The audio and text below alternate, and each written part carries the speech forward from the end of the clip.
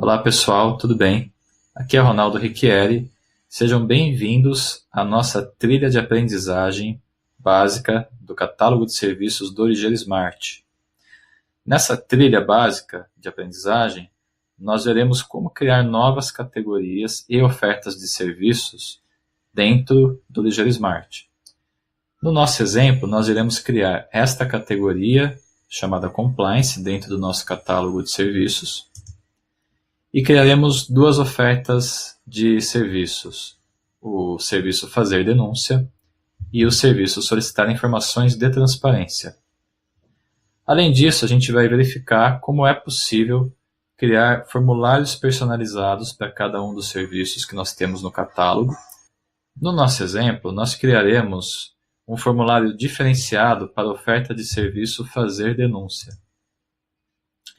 Criaremos um formulário com o campo Tipo de Denúncia, Data e Hora do Fato, e com alguns campos padrões customizados. Por exemplo, o campo Assunto já virá preenchido com o assunto Denúncia, e o campo Texto com a mensagem Relato, para que seja preenchido o relato da denúncia.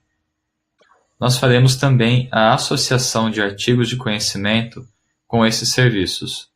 No nosso exemplo, nós iremos associar o serviço Solicitar Informações de Transparência com os artigos Como Solicitar Informações de Transparência, que levará o cliente ao portal de transparência da nossa organização, da nossa empresa, e também o artigo de conhecimento Política de Transparência, onde temos aqui a política da nossa empresa ou da nossa organização.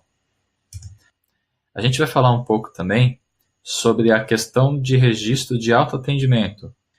Ou seja, quando um cliente acessa o nosso artigo de conhecimento e clica em Sim, para fins de relatório é criado um chamado com estado autoatendimento, que por sua vez é um estado encerrado. Esse ticket não fica disponível para o atendente, mas serve para a gente ter uma estatística de quantas pessoas estão clicando nas nossas FAQs e efetivamente tendo as suas demandas solucionadas por elas.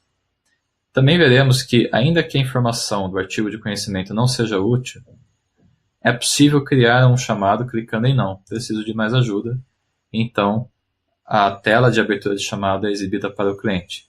Tudo bem? Essa é uma trilha curta, espero que vocês gostem. E é isso aí. Grande abraço, até o próximo vídeo.